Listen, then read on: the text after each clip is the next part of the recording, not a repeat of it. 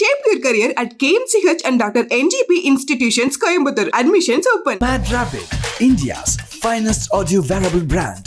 Starting at 999. உங்களுக்கு நான் குண்டா இருக்கிறது தான் பிடிக்கலன்னு சொல்லிட்டாரு, நீ குண்டா இருக்கிற பிடிக்கலன்னு சொல்லிட்டாரு. இதே தப்ப நான் செஞ்சுட்டு வந்தால் இவர் ஒத்துக்குவாரா? உங்களுக்கு பிடிச்ச வாழ்க்கை நீங்கள் வாழும்போது எனக்கு பிடிச்ச வாழ்க்கை நான் வாழ்வேன், என்னால் முடியும் அப்படின்னு சொல்லிட்டு வந்துட்டேன். ஆனால் அதெல்லாம் சினிமாவில் தான் ஏன் நடக்கும், நிஜ லைஃப் ரொம்ப கஷ்டம்.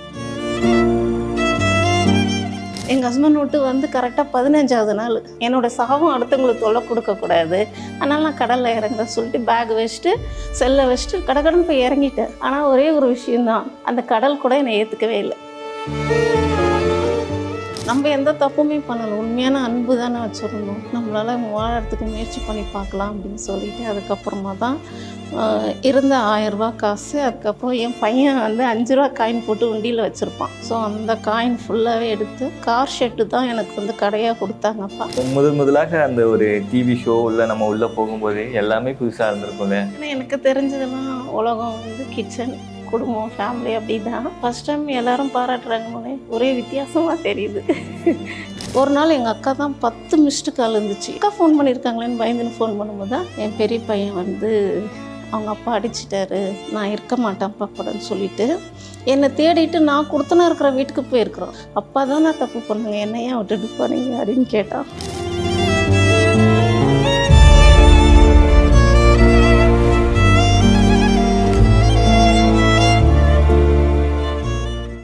உங்களை பற்றி நிறைய விஷயங்கள் இன்றைக்கி நாங்கள் கேட்டு தெரிஞ்சுக்க போகிறோம். அதுக்கு முன்னாடியே நீங்கள் சொல்லியிருந்தீங்க, ரொம்ப வருஷமாக நான் வந்து கிச்சனில் தான் இருந்தேன், ஆனால் இன்றைக்கி இந்த கிச்சன் தான் என்னை உலகம் ஃபுல்லாக தெரிய வச்சுருக்கு, வெளியே கொண்டு வந்திருக்கு அப்படின்னு. எவ்வளோ சந்தோஷமா அதே கிச்சன் நம்மளை உலகம் ஃபுல்லாக ஃபேமஸ் ஆகிருக்கு அப்படிங்கிறத. உண்மையை சொல்லணும்னா நிஜமாக எனக்கு தெரியவே இல்லையா, இது எப்படி பாராட்டுறாங்க அதெல்லாம் புதுசாகவே இருக்குது. ஏன்னா எனக்கு தெரிஞ்சதெல்லாம் உலகம் வந்து கிச்சன், குடும்பம், ஃபேமிலி அப்படி தான். ஃபஸ்ட் டைம் எல்லோரும் பாராட்டுறாங்கன்னே ஒரே வித்தியாசமாக தெரியுது. அதெல்லாம் எனக்கு தெரியாது இல்லையா. ஸோ அதுக்கப்புறம் அவங்களுக்கு எப்படி மெசேஜ் பண்ணுறது அதெல்லாம் எதுவுமே தெரியல எனக்கு. ஸோ அப்படி பார்க்குறேன், புதுசாக பார்க்குறேன், ஏதோ இப்போ தான் புதுசாக ஒரு உலகத்தில் இருக்கிற மாதிரி ஃபீல் பண்ணுறேன். பட் மாஸ்டர் ஷெஃப் வந்து இவ்வளோ பெரிய விஷயம் அப்படி, அந்த கிச்சன் அவ்வளோ பிரம்மாண்டம் அப்படிலாம் ஒன்றுமே தெரியல ஐயா எனக்கு இன்னைய வரைக்கும், இந்த நிமிஷம் வரைக்கும் ரொம்ப சந்தோஷமாக இருக்குது. உங்களை பற்றி சொல்லுங்கள், லைக் அம்மா அப்பா, உங்களுக்கு எப்போ கல்யாணம் ஆச்சு, உங்கள் குழந்தைங்க பற்றி சொல்லுங்கள். எனக்கு கல்யாணம்லாம் ரொம்ப லேட் தான் ஆச்சு. ஸோ எனக்கு எப்படின்னா 27 வயசு மேரேஜ் ஆச்சு. 28 வயசு இருக்கும்போதே எங்கள் ஹஸ்பண்ட் இறந்துட்டாங்க. ஸோ அதுக்கப்புறம் 8 வருஷம் நான் அம்மா கூட தனியாக இருந்தேன். அதுக்கப்புறம் தான் செகண்ட் லைஃபு வந்து அம்மா வந்து கேன்சர் பேஷண்ட்டாக இறந்துட்டாங்க. இறக்கிறதுக்கு முன்னாடியே அவங்க என்ன சொன்னாங்க, தனியாக இருக்கிறேன்னு சொல்லிட்டு ரொம்ப ஃபீல் பண்ணிட்டு தான் எனக்கு செகண்ட் லைஃப் வந்து ஸ்டார்ட் பண்ணோம் நான்.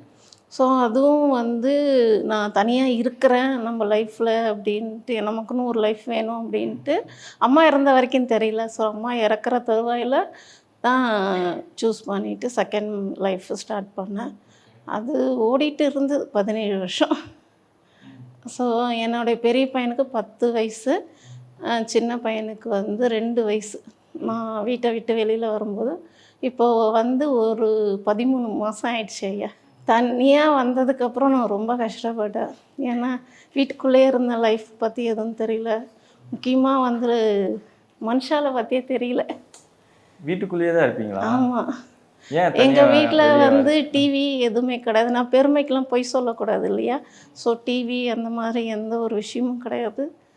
எனக்கு கிச்சன், ஹால் அவ்வளோதான். வீடு லைஃப் அப்படியே போயிடுச்சு. ஸோ ஃபஸ்ட்டு லைஃப்பும் சரியில்லை அப்படின்றதுனால செகண்ட் லைஃப் வந்து ஹஸ்பண்ட், குழந்தைங்க அப்படியே போயிட்டேன். பெரியவனுக்கும் சின்னவனுக்கும் 8 வருஷம் டிஃப்ரெண்ட்டில் தான் பிறந்தாங்களே. ஸோ அவன் பிறந்த 2 வயசுலேயே நான் விட்டு வெளில இருந்தேன். இப்போ அவனுக்கு 3 வயசு ஆகுது. அதான் வெளியில் வரும்போது எனக்கு தெரியல, நம்ம வந்து எவ்வளோ ஒரு எதுவுமே தெரியாமே இருந்துட்டோம் அப்படின்னு சொல்லிட்டு. வெளியில் வந்ததுக்கப்புறம் நிறையா அனுபவித்தேன், ரொம்ப கஷ்டப்பட்டேன். எனக்கு வந்து ரொம்ப எப்படின்னா எல்லா வகையிலையும் டைட் பண்ண ஆரம்பிச்சிட்டாரு. ஏன்னா எங்கள் அக்கா ஃபேமிலியிலேருந்து கொஞ்சம் காசி நகைலாம் வாங்கி கொடுத்துருந்தேன். அப்புறம் நான் வந்து லேடிஸ்னாவே குழு அப்படின்றதுனால அதுலேருந்து காசு எடுத்து கொடுத்து எல்லாத்தையுமே கட் பண்ணிட்டாரு. ஸோ மண் பத்திரம் அடமானம் வச்சுருந்தோம். அந்த இன்ட்ரெஸ்ட் எதுவுமே கட்ட முடியாது, கரெக்டாக சொல்லிட்டாரு. ஸோ நீ வந்தால் தான் எதாக இருந்தாலும் செய்வேன் அப்படின்ற மாதிரி சொல்லிட்டேன். நான் அட்ஜஸ்ட் பண்ணவே மாட்டேன். ஸோ உங்களுக்கு நான் குண்டா இருக்கிறது தான் பிடிக்கலன்னு சொல்லிட்டாரு, நீ குண்டா இருக்கிற பிடிக்கலன்னு சொல்லிட்டாரு. இதே தப்பை நான் செஞ்சுட்டு வந்தால் இவர் ஒத்துக்குவாரா? அதனால் நான் அட்ஜஸ்ட் பண்ணவே மாட்டேன்னு சொல்லிட்டேன். அப்போ நீ குழந்தைய விட்டுட்டு போயிடலான்னாரு. சரி ஓகே அப்படின்னு. அப்போ அவர் சொன்ன வார்த்தை, ஏன்னா என் கையில் காசு இல்லைன்னு அவருக்கு நல்லா தெரியும். அவர் என்ன சொன்னார்னா, வெளியில் போய் பிச்சை தான் எடுக்கணும், இல்லைனா வீட்டு வேலை தான் செய்வேன். நான் வீட்டு வேலை செஞ்சாலும் கௌரவமாக எனக்கு பிடிச்ச வாழ்க்கையை வாழும். உங்களுக்கு பிடிச்ச வாழ்க்கை நீங்கள் வாழும்போது எனக்கு பிடிச்ச வாழ்க்கை நான் வாழ்வேன், என்னால் முடியும் அப்படி சொல்லிட்டு வந்துட்டேன். ஆனால் அதெல்லாம் சினிமாவில் தான் ஏன் நடக்கும், நிஜ லைஃப் ரொம்ப கஷ்டம். தனியாக வந்து ஒரு வீடு கேட்கும்போது 1000 கொஸ்டின் இருந்துச்சு, புரிஞ்சிக்க ஆள் கிடையாது.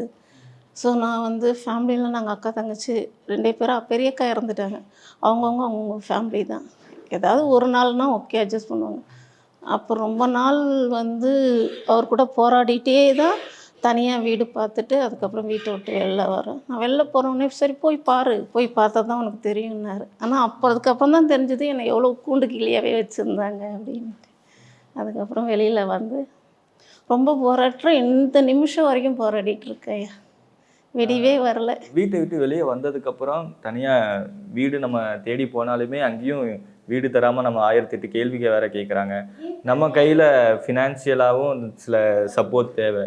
அந்த மாதிரி டைமில் எப்படிக்கா இருந்துச்சு? ஃபினான்ஷியலாகவும் சப்போர்ட் இல்லாமல் என்ன மாதிரி கஷ்டங்கள் எல்லாம் இருந்துச்சு? ஃபஸ்ட்டு ஒரு விஷயம் கேட்டேன், கையில் 200 எடுத்துன்னு ரொம்ப வீராப்பாக வெளியில் வந்துட்டேன். 4 சேரை கட்டப்பையில் வச்சுட்டு வீட்டு சரி வந்துட்டேன். கம்பள அடமானம் வச்சேன். அவங்க வந்து 10,000 சொன்னாங்க. அவங்கக்கிட்ட நான் 5,000 மட்டும் கொடுக்குறேன். ஏன்னா என்கிட்ட இருக்கிற காசு எல்லாத்தையும் கொடுத்து அடுத்த வேலை சாப்பாட்டுக்கு யோசிக்கணும். அதனால் அவங்கக்கிட்ட 5,000 கொடுத்துட்டு 1 மாதம் டைம் கொடுங்க அப்படின்னு சொல்லிட்டு மீதி 1000 வச்சுட்டு, தலைக்காணியில் எதுவுமே இல்லை.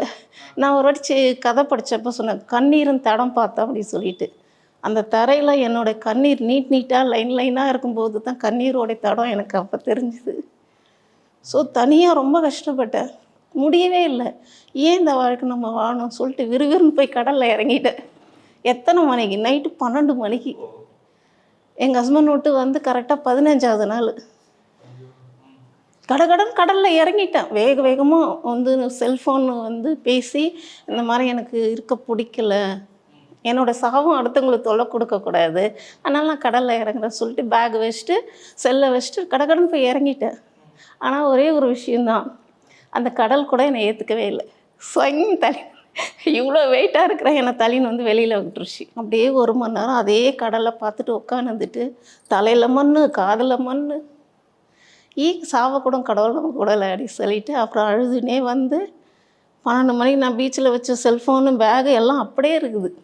கிட்டத்தட்ட 1.5 மணி நேரமாக தனியாக, பேகு தனியாக, நான் தனியாக, கடல் தனியாக அப்படியே ஏஞ்சி ஒரு வீட்டுக்கு வந்து உட்காந்து அதுக்கப்புறம் யோசித்து, சரி நம்ம ஏன் சாகணும், நம்ம எந்த தப்புமே பண்ணலை, உண்மையான அன்பு தானே வச்சுருந்தோம், நம்மளால் வாழறதுக்கு முயற்சி பண்ணி பார்க்கலாம் அப்படின்னு சொல்லிவிட்டு அதுக்கப்புறமா தான் இருந்த 1000 ரூபா காசு, அதுக்கப்புறம் என் பையன் வந்து 5 ரூபா காயின் போட்டு உண்டியில் வச்சுருப்பான். ஸோ அந்த காயின் ஃபுல்லாகவே எடுத்து 3000 ரூபா வந்துச்சு. அப்புறம் வந்து கார் ஷெட்டு தான் எனக்கு வந்து கடையாக கொடுத்தாங்கப்பா. அவங்க அட்வான்ஸ்லாம் வேணாம், இது வந்து கார் ஷெட்டு சும்மா இருக்குது, நீ யூஸ் பண்ணிக்கோ கவிதான்னாங்க. வெறும் 1000 ரூபா ரசப்பொடி, சாம்பார் பொடி, பருப்பு பொடி, சன்னாகோனி பொடி எல்லாம் வெறும் 10 ரூபா பாக்கெட்.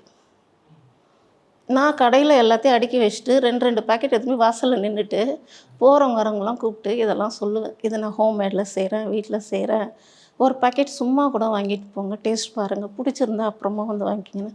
அவங்க அப்படி பார்த்துட்டு 10 ரூபா பாக்கெட்டில் என்னம்மா சும்மா வாங்க சொல்கிற அப்படின்ட்டு 10 ரூபா. ஒரு சில நாள் வெறும் 10 ரூபா சம்பாரிச்சிருக்கேன். ஒரே 5 ரூபா பிஸ்கெட் பாக்கெட் வாங்கி தண்ணியில் தொட்டு சாப்பிட்டு கம்முன்னு படுத்துக்குவேன். ஸோ அவ்வளோ க்ராஸ் பண்ணி வந்து 20,000 ரூபா ஒரு மாதத்துக்கு சம்பாதிக்கிற அளவுக்கு என் கடை 6 மாதம் போராடினேன். அதுக்கப்புறம் எல்லாருமே ஆயில் ஃபுட்டாக பார்க்குறாங்கன்றதுனால தான் கேழ்வரகு அடை, கம்பு, தினை அடை, நீர் கொழுக்கட்டை, அந்த மாதிரி கொழுக்கட்டை ஐட்டம் ஆவியில் வேக வைக்கிறது, கருப்பு கவுனி அரிசி கஞ்சி, உளுத்தங்கஞ்சி அப்படின்னு சொல்லிட்டு காலையில் 5 மணிக்கு எழுந்துச்சி நைட்டு 10 மணி வரைக்கும் வேலை செய்வேன். அப்படி 6 மாதம். அதுக்கப்புறம் 6 மாதம் என்னோடய கையில் ஒரு 20,000 நம்ம சம்பாதிக்கிறோன்னு ஒரு தெம்பு வந்ததுக்கப்புறம் டக்குன்னு மாஸ்டர் ஷெஃப்லேருந்து கூப்பிட்டாங்க. எனக்கு ஃபோன் பண்ணி கூப்பிட்டாங்க. அவங்க எப்படி உங்களை கண்டுபிடிச்சாங்க? எனக்கு வந்து நான் சமைக்கிறது பிடிக்கும் சொன்னேன்ல, எங்கே சமையல் காம்படிஷன் இருந்தாலும் பாண்டிச்சேரியில் நடந்தால் ஓடிப்பி நின்றுக்குவேன். ஸோ ஏதாவது ஒரு தட்டாவது ப்ரைஸ் வாங்கி வந்துடுவேன். அது எனக்கு அதேமாதிரி கோல போட்டியும் அப்படி தான். கோல போட்டி போடுறாங்கன்னா ஓடி போய் ஏதாவது எங்கள் அக்கா வந்து அதை சொல்லுவோம், இம்மாம்பேர் உடம்பு வச்சுன்னு கோலம் போட்டி அது இதுன்னு எதுக்கு ஓடுற கைதானு. அதெல்லாம் விடவே கூடாதுக்கா அப்படின்ட்டு போயிட்டு ஏதாவது ஒரு தட்டாவது வாங்கின்னு வருவோம் சாமி. அந்த மாதிரி வாங்கிட்டு வந்து தான் நான் யூடியூப்பில் வந்து ஃபஸ்ட்டு நான் சேனல் ஆரம்பித்து 3.5 வருஷம் ஆயிடுச்சு. எல்லாருமே நிறைய போடுவாங்க. நான் வெறும் அந்த மூலிகை ஐட்டமாக சித்தர்த்தா, பரங்கி சக்கா, கண்டந்திப்பிளி கிட்டத்தட்ட 73 வகையான மூலிகையை பற்றி எல்லார்ட்டையும் சொல்லி வீடியோ போட்டுட்டு இருந்தேன். யாருமே பார்க்கல சாமி. சரி விடு, பார்க்கலன்னா நான் நம்ம திருப்திக்காசும் போடுவோன்னு சொல்லிட்டு 4 வருஷம் அப்படியே போட்டேன். நான் ப்ரைஸ் வாங்க யூடியூப்ல வீடியோஸ் எல்லாம் போடலாம். எங்கள் அக்கா பையன் ஃபஸ்ட்டு ஸ்டார்ட் பண்ணி கொடுத்தான். அவன் எப்படி சொன்னான்னா, நான் கோலம் அழகாக போடுறேன்றதுனால அது கோலத்தை தான் ஃபஸ்ட்டு ஸ்டார்ட் பண்ணான். அதுக்கப்புறம் இல்லைம்மா நீங்கள் நல்லா சமைப்பீங்க, நீங்கள் துவையல் அரைக்கிறதுலாம் நல்லாயிருக்கும், அதனால் சேனல் ஆரம்பித்து தரேன்னு சொல்லிட்டு, ரொம்ப பெருசெல்லாம் கட் பண்ண தெரியாது, க்ளீனாக இருக்கா எதுவுமே பார்க்க தெரியாது சாமி. வீடியோ எடுப்பேன், வெளிச்சமாக இருக்கா இல்லை வெளிச்சம் கம்மியாக இருக்கா எதுவுமே தெரியாது. ஒரு டைட்டில் தமிழில் அடிச்சு நான் மட்டும் போடுவேன். பார்க்குறவங்க 2 பேர் பார்த்தா கூட நம்மளை 2 பேர் பார்த்துருக்கேன் அப்படி சந்தோஷப்பட்டுக்குவேன். எனக்கு மாஸ்டர் ஷெஃப் போன பிறகு தான் கமெண்ட்ஸ் வர ஆரம்பிச்சிது, பாராட்டு எல்லாமே மாஸ்டர் ஷெஃப் மூலிமா தான் வந்துச்சு. அப்படி தான் ஓடிச்சு. அதில் நான் வந்து எப்போல்லாம் ப்ரைஸ் வாங்கணுனோ அந்த ப்ரைஸ்லாம் போட்டுட்டு இருந்தேன். எனக்கு வந்து ஃபஸ்ட்டு குரு வந்து ஷெஃப் வந்து தினா சார் தான். அவர் மூலிமா நிறைய பொடியெலாம் எப்படி பண்ணுறதுன்னு கற்றுக்கிட்டேன். அடுத்தது வெங்கடேஷ் சார் இருக்கார். அதுக்கப்புறம் ஷெஃப் தாமு, அவர் செஞ்ச பருப்பு பொடி வந்து எனக்கு அவ்வளோ நல்ல பேர் வாங்கி கொடுத்தது. எனக்கு அவங்க தான் குருவே. அது அப்போ தான் எனக்கு ஃபஸ்ட்டு ஷெஃப் தாமு சார்கிட்ட ப்ரைஸ் வாங்கினேன். அதுக்கப்புறம் தினா சார் தான் எனக்கு பயங்கர சப்போர்ட். கவிதாம்மா நீங்கள் பண்ணுங்கள் அப்படின்னு சொல்லிட்டு எனக்கு என்கரேஜ் பண்ணி பாண்டிச்சேரி குயின் சொல்லிட்டு ஃபஸ்ட்டு ப்ரைஸ் கொடுத்தாரு எனக்கு. அவர் கொடுத்துட்டு அவர் ஒரே வார்த்தை என்னதுன்னு சார், எவ்வளோ டிஷ் நான் சாப்பிட்ருக்கேன் கவிதாம்மா, நீங்கள் செஞ்ச ஒரே ஒரு சூப்பு என் வாழ்நாளில் நான் மறக்கவே மாட்டேன் அப்படின்னு சொல்லிட்டு ரொம்ப நேரம் என்கிட்ட பேசினார். அதுக்கப்புறம் வந்து நான் இந்த மாதிரி நீங்கள் உங்களால் தான் சார் நான் இன்றைக்கி ஒரு நாளைக்கு 200 300 சம்பாதிக்கிறேன் அப்படின்னு சொல்லிட்டு சொன்னேன்.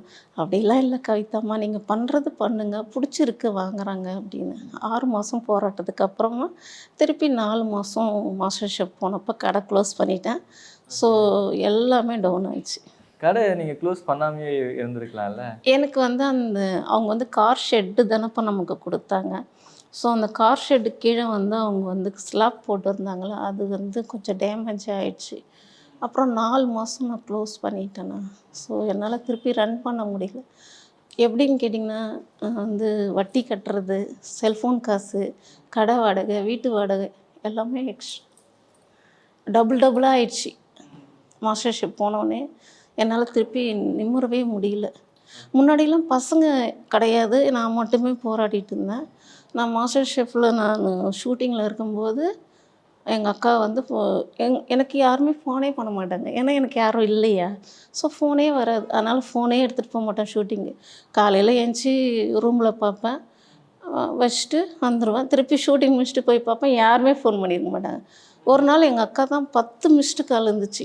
எங்கள் அக்கா பண்ண மாட்டாங்க அர்ஜென்ட்டுனா. அவங்க சொன்னாங்க ஒரே வார்த்தை, மாஸ்டர் ஷெஃப் போயிட்டு வந்தோடனே நீ வின் பண்ணிட்டேன்ற செய்தி கேட்கணும், அப்போ நீ எனக்கு ஃபோன் பண்ணு அப்படின்னு சொல்லியிருந்தாங்க. அக்கா ஃபோன் பண்ணியிருக்காங்களேன்னு பயந்துன்னு ஃபோன் பண்ணும்போது தான் என் பெரிய பையன் வந்து அவங்க அப்பா அடிச்சிட்டாரு, நான் இருக்க மாட்டேன் அப்பா கூடன்னு சொல்லிவிட்டு என்னை தேடிட்டு நான் கொடுத்தனா இருக்கிற வீட்டுக்கு போயிருக்கிறோம். ஸோ அப்போ அவங்கக்கிட்ட நான் என்ன சொல்லிட்டு வந்தேன், எனக்கு அடிக்கடி கொஞ்சம் ப்ராப்ளமாக இருந்ததுனால சப்போஸ் நான் போகிறேன், எனக்கு பாம்பேயில் திடீர்னு நான் இறந்துட்டுனா எங்கள் அக்காவுக்காவது இன்ஃபர்மேஷன் கொடுங்கன்னு சொல்லிட்டு அக்காவுடைய ஃபோன் நம்பர்லாம் ஹவுஸ் ஓனர்கிட்ட கொடுத்துட்டு வந்தேன். அவங்க தம்பியை பார்த்துட்டு எங்கள் அக்காவுக்கு ஃபோன் பண்ணியிருக்காங்க, இந்த மாதிரி பையன் வந்துட்டான் கவிதாக்காவை தேடிட்டுன்னு.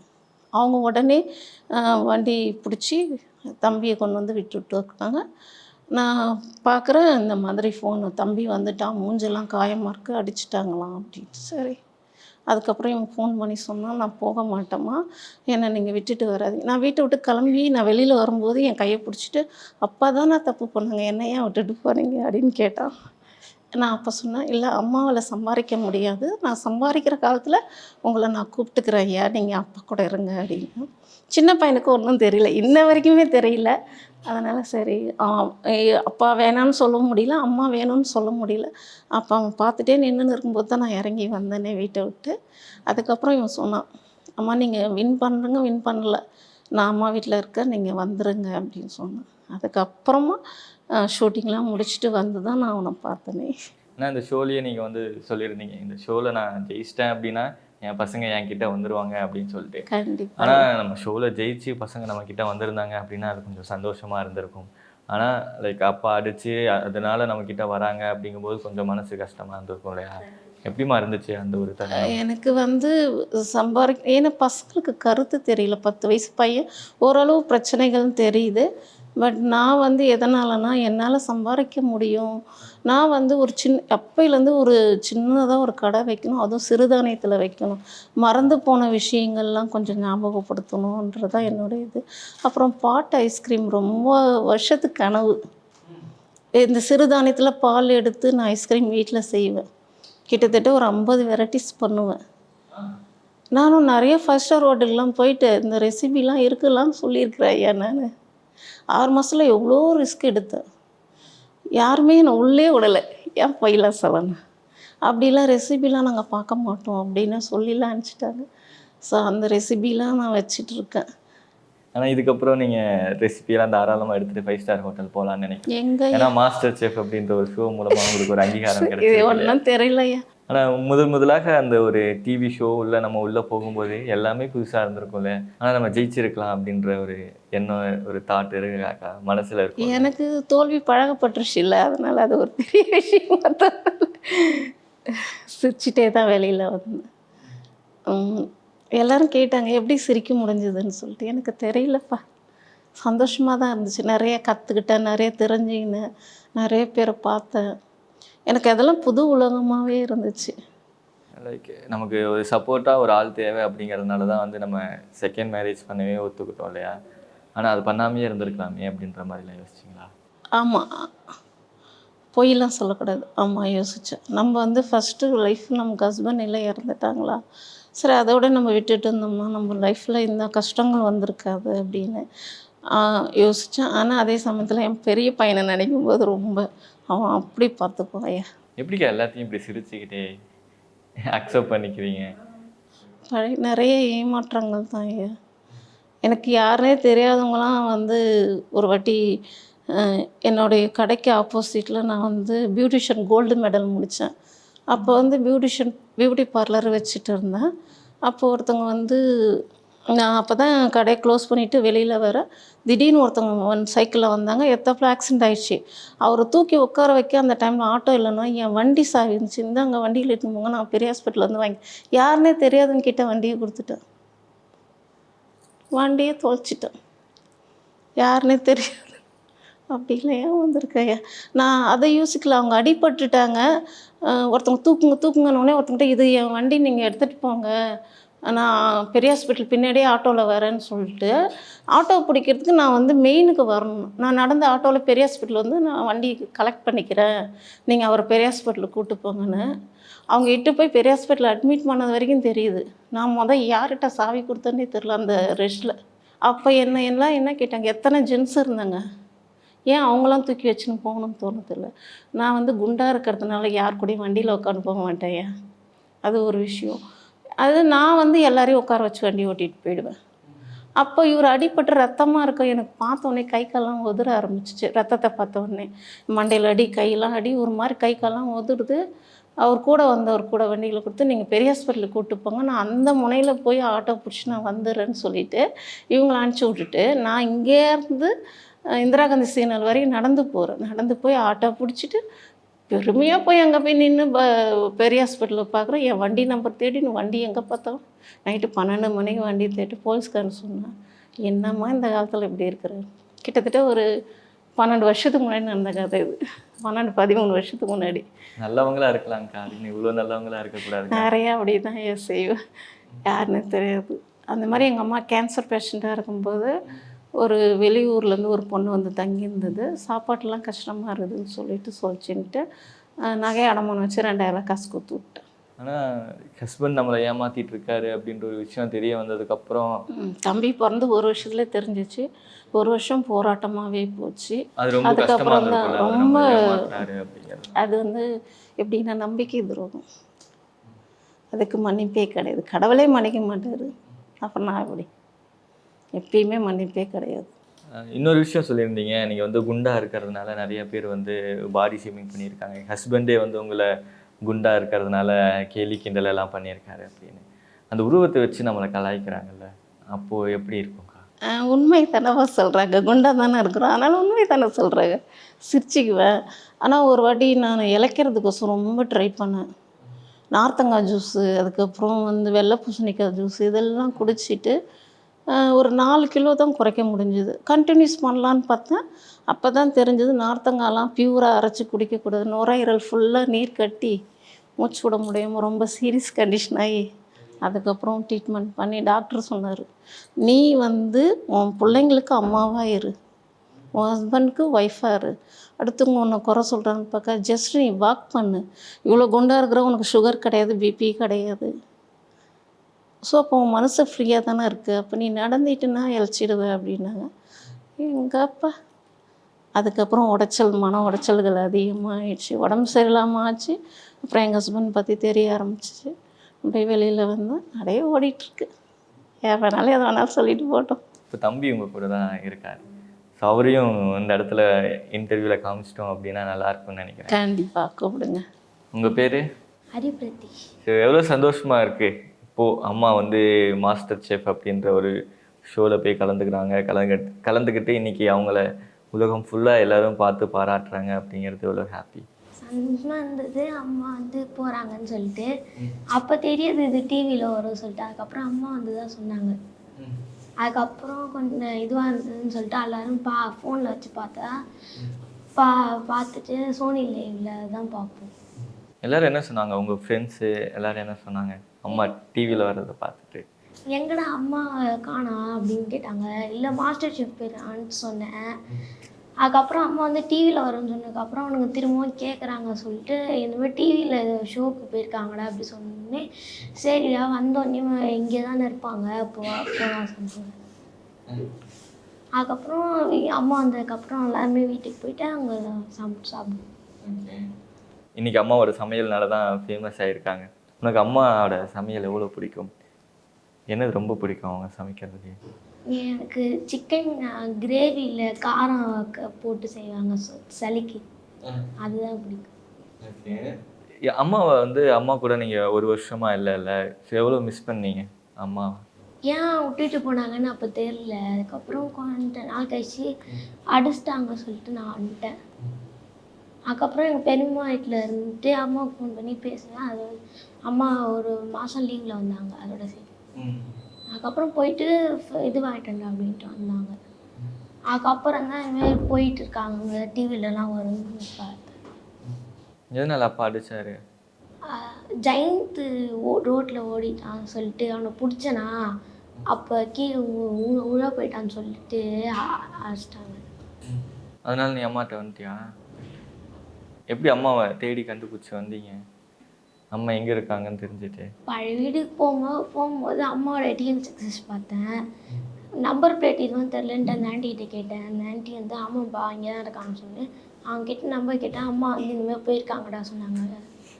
சரின்னு சொல்லிட்டு எங்கள் பெரியம்மா ஃபோன் பண்ணிட்டு அவங்க வந்து கூப்பிட்டு போனாங்க வீட்டுக்கு. அம்மாக்காக ஒரு விஷயம் நான் கண்டிப்பாக பண்ணணும், நான் வளர்ந்து பெரிய ஆளாகி படிச்சு அப்படின்னா என்ன விஷயம் அம்மாக்காக? அம்மாவுக்கு போலீஸ்னா பிடிக்கும். போலீஸ்னா பிடிக்கும்ன்ட்டு போலீஸ் படிக்கலான்ட்டு. நீ போலீஸ் படிக்கலான்னு இருக்க, ஓகே. அதுக்கப்புறம் இன்னும் அம்மாவுக்கு என்ன மாதிரி விஷயங்கள் எல்லாம் பண்ணணும்னு ஆசை உனக்கு? அம்மாவுக்கு ஹோட்டல ஆரம்பித்து இது பண்ணணும்னு ஆசை, அதை கட்டி கொடுக்கணும்னு ஆசை. இப்போ அம்மாக்காக நம்ம இவ்வளோ நல்லா பார்த்துக்கிறாங்கல்ல, அம்மா எவ்வளோ கஷ்டப்பட்டாலும் நீ வந்து கஷ்டப்படக்கூடாது அப்படிங்கிறதுக்காக உன்னை எவ்வளோ ஹாப்பியாக பார்த்துக்கிறாங்க. அம்மாக்காக ஒரு முத்தம் மட்டும் கொடுத்துடலாமா? ம் தேங்க்யூ. அக்கா நீங்களும் அவன் தான்ப்பா. ஓகே. எனவே ரொம்ப ரொம்ப நன்றிம்மா. நான் தான் ஏன் உங்களுக்கு நன்றி சொல்லணும். நிறைய எனக்கு விஷயங்கள். இதெல்லாம் தெரியதில்ல. ஷூட்டிங் கேமரா எல்லாமே புதுசு. உங்களெல்லாம் பார்த்தது ரொம்ப சந்தோஷம். திரும்ப கடை ஆரம்பிக்கலான்னு இருக்கீங்களா? அம்மா ஐயா இல்லை என்ன மாதிரி ஒரு உதவி கிடைச்சா நீங்கள் கடை எனக்கு ஆரம்பிக்க? வந்து ஒரு சின்னதாக ஒரு கடை, அதுவும் சிறுதானியத்தில் தான் செய்யணும். ஏன்னா எல்லாருமே இரும்பு சோள அரிசியிலேருந்து எல்லாமே மறந்துட்டாங்க. மூங்கில் அரிசி, மூங்கில் பூ இதெல்லாம் மறந்துட்டாங்க.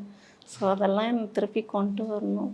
இந்த 64 வகை மூலிகை, இப்போ அதில் வந்து மூளைக்கு வல்லாரை, முடிக்கு நீலி நெல்லி, எலசலுக்கு மூசு முசுப்பு, எலும்புக்கு இளம்பிரண்டை, பல்லுக்கு வேளாளன், பசிக்கு ஜீரகம் இஞ்சி, கல்லீரை, கல்சாலை, காமாலை, கிழநெல்லி, கண்ணுக்கு நந்தியவட்டை, காதுக்கு சுக்குமந்து, தொண்டைக்கு அககாரம், தோலுக்கு அரும்பு, இப்படி 67 வகையான மூலிகை இருக்குது.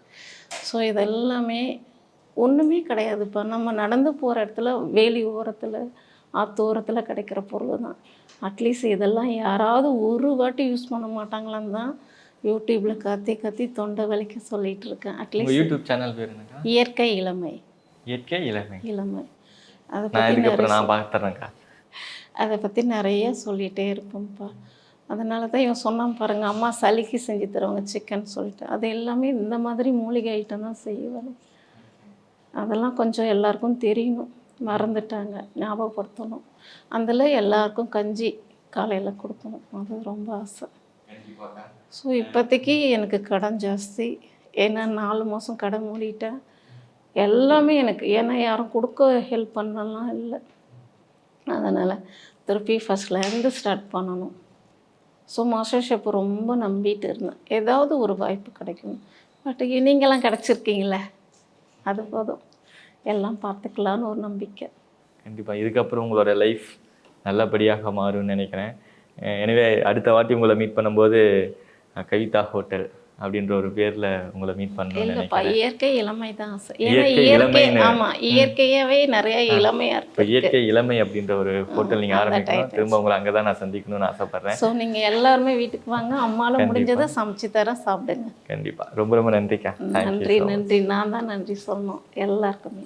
Shape your career at KMCH and Dr. NGP Institutions, Coimbatore. Admissions open. Mad Rapid, India's finest audio wearable brand. Starting at 999.